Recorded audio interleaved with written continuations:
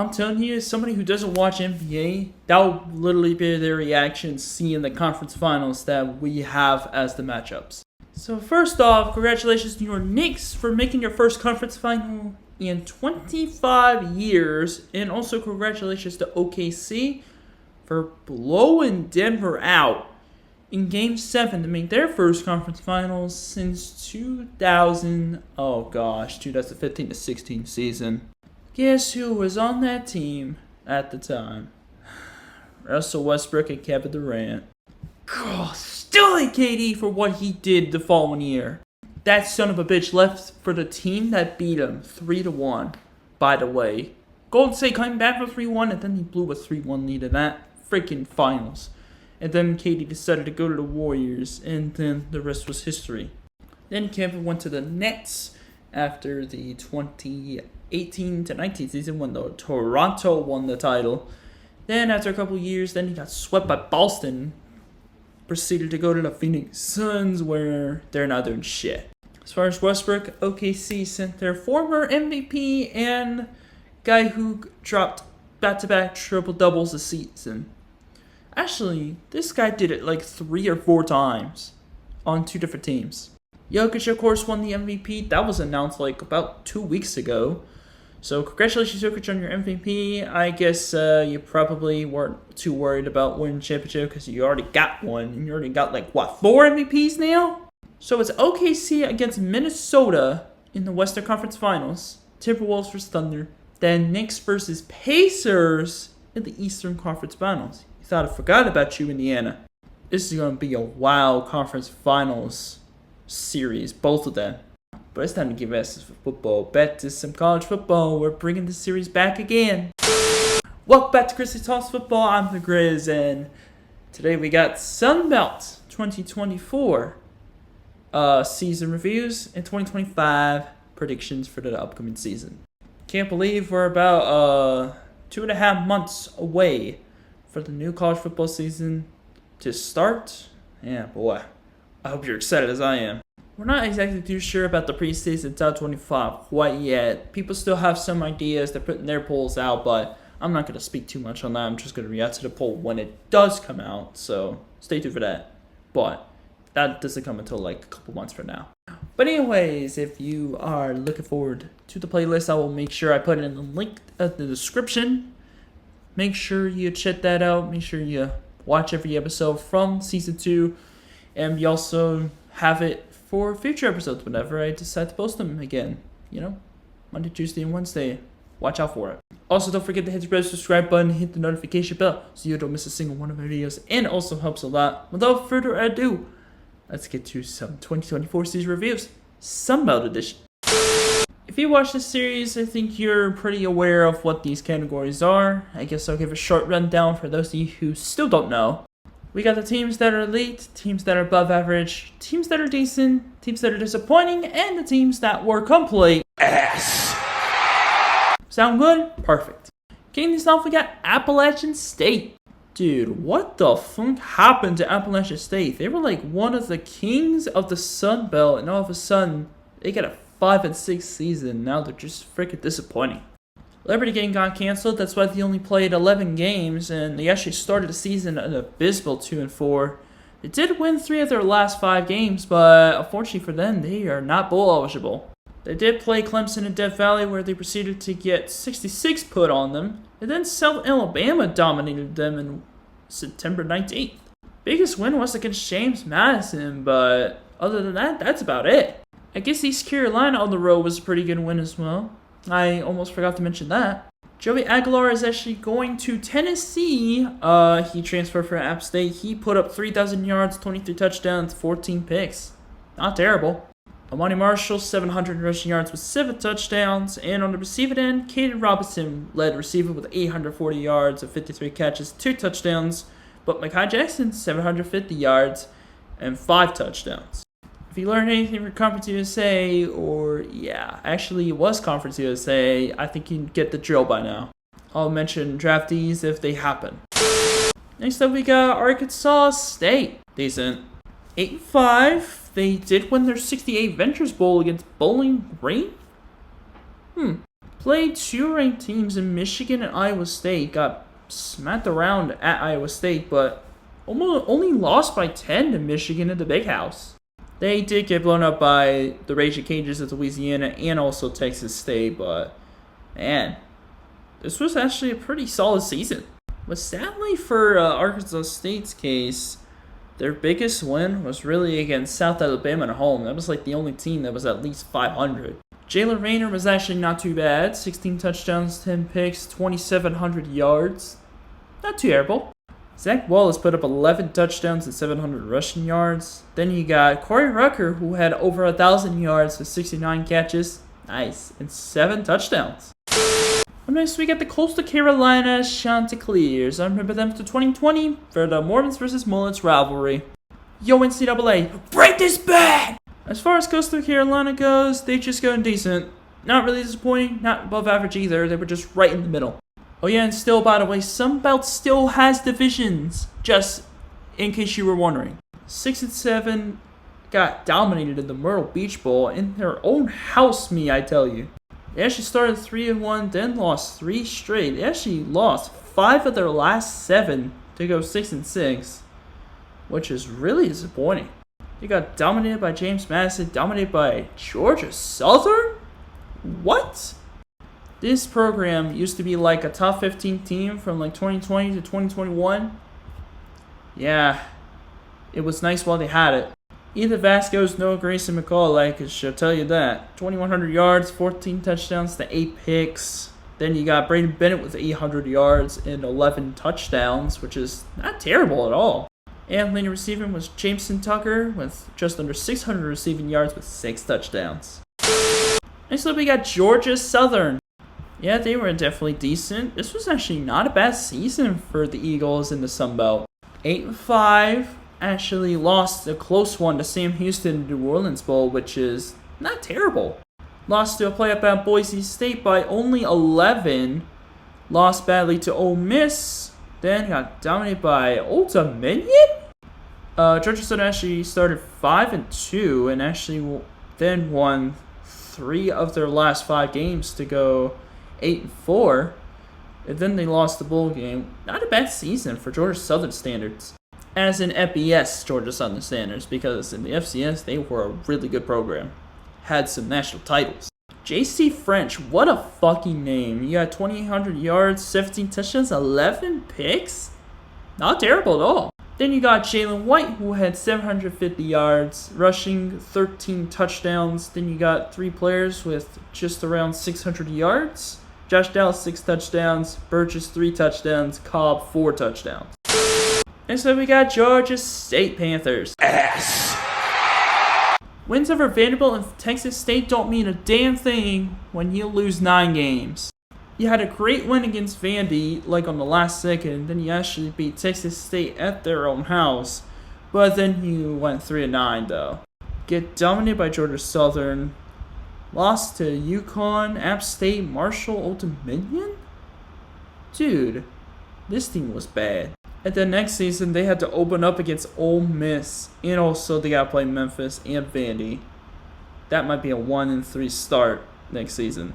Like, quarterbacks were okay. 20 touchdowns, 13 picks, 3,000 yards combined. Then you got Freddie Brock, who had 800 rushing yards with 8 touchdowns. Then you had Ted Hurst, who had just under 1,000 yards with 9 touchdowns on 56 catches. Next up, we got James Madison. I'll be happy to say above average. I mean, they definitely did deserve above average. 9-4, won the Boca Raton Bowl against Western Kentucky. That was pretty nice. They actually did start 5-1 with a loss to Louisiana Monroe. They actually were 8-2, and then they lost their last 2 games, including a double overtime thriller against Marshall. Yikes. At least Alonzo Barnett was actually pretty nice. 2,600 yards, 26 touchdowns to 4 picks. George Pettaway, he had just under 1,000 rushing yards with 5 touchdowns. On the receiving end, Marion Dollison had 633 yards, 6 touchdowns. Yamir Knight, 600 yards, and 4 touchdowns. Speaking of Louisiana Monroe, here come the Warhawks. Disappointing. 5-7. Fortunately, lost their 1 chance. Actually, nah. They were 5-1 and they lost 6 straight. Only loss in that 6-game stretch was against the number 1 team in the country at the time, the Texas Longhorns in Austin. Look at these 6 straight losses. Got dominated by Auburn, that was pretty expected. Lost by 21 to Texas State, lost by 29 to South Alabama? And then you lost to Marshall by 5, lost to Arkansas State by 7, and then you lose by 14 at home to Louisiana. So let me get this straight. You go 5-1, and you got a real good shot at potentially making a bowl game, let alone a Sun Belt title, perhaps, and you just lose your last 6 games like you didn't care. No wonder you were disappointing. Their quarterback threw more interceptions than touchdowns. 9 touchdowns, 10 picks, 1,300 yards. Yikes. Mud Hardy was good, actually. 1,300 rushing yards and 13 touchdowns. Sheesh. Up next, we got the Marshall Thundering Herd. They're 100% going in above average, no doubt about it. 10-3, won the Sun Belt title in a dominant win over Louisiana. Actually, Marshall didn't even play in a bowl game, I don't think. They must have had like not enough players or something, maybe like injuries, and also walkouts, so they got replaced by Louisiana Tech. Yeah, this is the one bowl-eligible team that decided not to play in the bowl game. The losses were all on the road. It was against Virginia Tech by 17, against Ohio State, the national champs, by 35, and at Georgia Southern by 1 point. Because they were unbeaten at home. I'm not even joking. Like, that is nuts. Braylon Braxton was actually solid. He had 1,600 yards, 19 touchdowns to 2 picks. Pretty nice. A.J. Turner led rushing with 864 rushing yards with 6 touchdowns. Rushing game was pretty solid as well, though. And leading receiving was Christian Fitzpatrick with 34 catches, 576 yards, and 6 touchdowns. But the only guy that was drafted out of Marshall was edge defender Mike Green, who had, get this, 17 sacks leading the FBS. He was selected by the Baltimore Ravens. I think Baltimore got a steal in the 2nd round with Mike Green. I hope he really does well with Baltimore. Next up, we got Old Dominion, Taylor Heineke's whole college. I remember Taylor Heineke because apparently he went from Collins Hill High School to Old Dominion, so that was pretty exciting. Sorry for the little flashback, but they were just disappointing as far as this season. 5-7, sadly. They started 1-4. They did win 3 straight, then lost 3 straight to secure not going to a bowl game. But they actually had some pretty nice wins, including against Texas State. I just realized they had a close game at South Carolina. Then they had a close game against East Carolina. One against Coastal Carolina. Dude, they had a lot of close games, so they were actually a lot better than their record shows. If things went their way, which unfortunately for them it did not, it could have been different. Quarterbacks weren't too bad. Colton Joseph, 1,600 yards, 11 touchdowns to 5 picks. Then you got Aaron Young, who had 900 rushing yards and 8 touchdowns, but Colton Joseph also had 11 rushing touchdowns on the ground.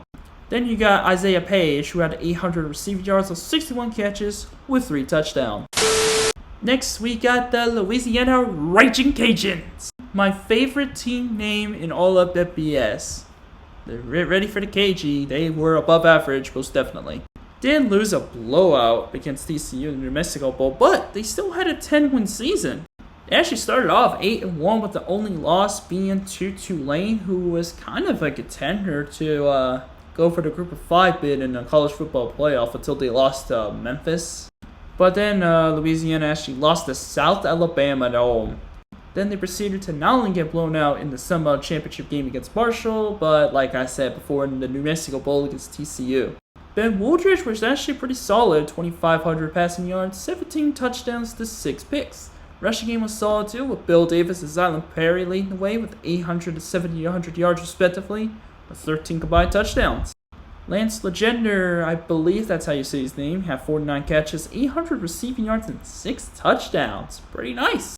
Dude, I don't know what it is, but Louisiana has been contenders in the Sun Belt since like 2020. Or maybe since the very beginning of the Sun Belt Championship game. I'm not sure, but man, they've always been in contention. Next up is South Alabama Jags. They were founded in 2009, and they were not too bad. They had like one 10-win season this entire time they've been in FBS. and this season they were really just decent. Won their second straight bowl game against the Michigan team in the MAC, this time in the Veterans Bowl against the Western Michigan Broncos. This team started out 2-4. They actually hung 87 points against Northwestern State. I know it was an FCS school, but 87 points is nuts. But after going 2-4, including a loss at LSU, they ended up winning 4 of their last 6 games to secure a bowl game. With an upset win at Louisiana, they actually managed to dominate Troy, dominate Louisiana Monroe, and Southern Miss on the road. Even dominate Appalachian State on the road as well. But their losses include games at Arkansas State. There was also an Ohio game that was close, Georgia Southern, and Texas State. But a pretty solid season for South Alabama. Not gonna lie. Gio Lopez had 2,500 yards, 18 touchdowns to 5 picks in South Alabama. Fluff Bothwell, I believe that's how you say his name, 800 rushing yards and 13 touchdowns. Kentrell Bullock also had 800 yards, but 7 touchdowns. Jamal Pritchett was a monster. 91 catches, 1,100 yards, and 9 touchdowns. Crazy. Next up, we got Southern Miss Golden Eagles. Ass. Ouch. 1-11. Winless in your conference. Couldn't beat a single FBS team on your schedule. Got dominated by Kentucky, South Florida, and Jacksonville State. Then got dominated by literally almost everybody in your conference that you played. Dude, this team was sad. Tate Rodemaker was okay, but unfortunately, the rest of the QB room, 0 touchdowns, 10 picks. Maybe Tate Rodemaker got injured in the game, or in the season.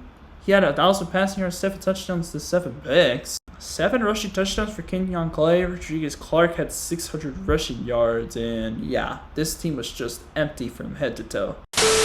Next up, we got Texas State Bobcats. Let me tell you, when Jordan McLeod joined this squad through the transfer portal, I think everybody was pretty high on this Texas State team, but disappointed in terms of their expectations, but they were actually pretty decent. This is why you can never overrate Sun Belt teams. 8-5 season, they did win the First Responder Bowl against the Mean Green of North Texas. Actually started 2-0, but then they played at home against Arizona State. Looked like a great chance to win, but Arizona State pulled through. Then they lost a 1-point outing at Sam Houston to go 2-2. Then won 2 straight. They just went on some runs, like the won 2 games, lost 2 games, won 2 games, lost 2 games, and so on. How come some stretches they look good, and then some stretches they look pretty miserable? Actually, they weren't even that miserable because every single loss they had, except for one, was by 1 score. And that was at Old Dominion. They also lost to Georgia State. So that's why Texas State was not above average. McLeod actually had a pretty okay season. 3,200 yards, 30 touchdowns to 13 picks. Rushing game was pretty good with Ismail Mahdi with just under 1,000 yards and 4 touchdowns. Jaden Williams was the leading receiver with 800 receiving yards and 7 touchdowns, with Joey Hobart with 70 catches for 680 yards and 8 touchdowns. And finally, we have the Troy Trojans. Ass. I gotta say, to go from former Sun Belt champs, I'm very sure, to 4-8 is pretty shocking. This team, though, started 1-7 with the FCS win as their only win. They only beat 3 FBS teams. That was in the last 4 games of their season. Lost to a Nevada team that nearly beat SMU. Dominated by Iowa. Dominated by Memphis.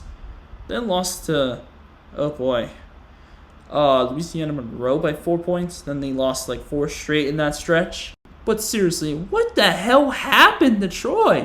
Matthew Caldwell was, I guess, okay. 1,600 yards, 13 touchdowns to 8 picks.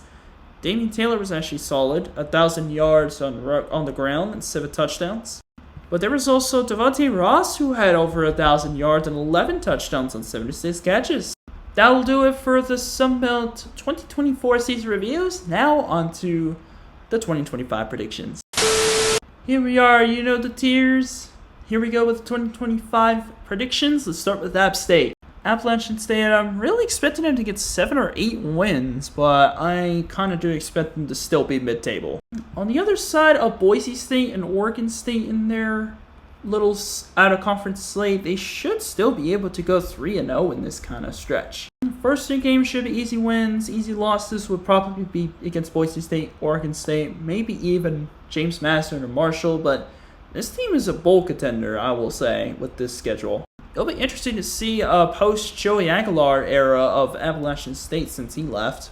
They have a new head coach in Dow Logins. I hope I've said that right. And one of their top transfers was actually A.J. Swan, quarterback from LSU, so that was a pretty okay Joey Aguilar replacement. Let's see how he does. Next, we got Arkansas State. I don't even know Butch Jones is coaching this team now. I'll be real honest with you. I feel like Arkansas State's still going to be mid-table. I can't even lie to you. I would expect 6-6, maybe 7-5. They're actually one of the favorites to win the conference, but you know me, I gotta see it to believe it. Sucks that Dante Joyner went to Maryland. That was a safety that they probably needed. But they did get J.J. Harrell, wide receiver from Mississippi State, as a top transfer, which is actually pretty nice. Up next, we got Coastal Carolina. Coastal Carolina is going to need a strong offseason, I will agree, to be able to get a nice squad. But I would say still bowl game ceiling is probably best. They're probably going to start like 1-3, maybe 1-4 in this first 5 games, because they do have road games against Virginia, South Alabama, and Old Dominion. They also got to play a very nice Eastern Carolina team as well. But then that's the hard kind of stretch unless you include South Carolina, James Madison, and Marshall. I would probably say like 5-7 again.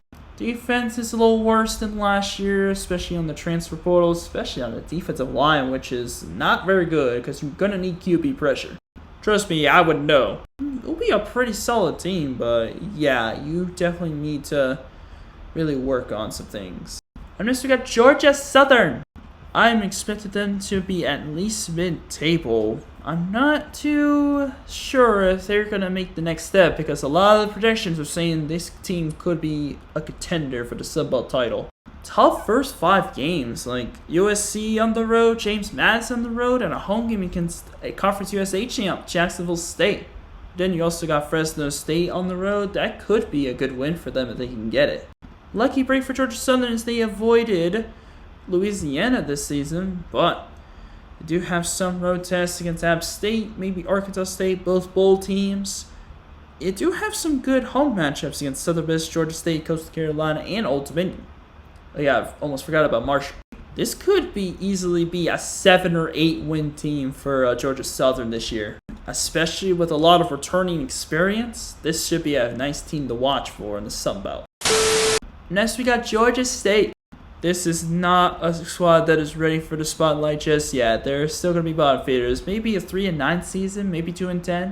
People are expecting it to be a much better 2025 because of the transfer portal they had. It wasn't too bad, so maybe 3-9, 4-8 would be possible.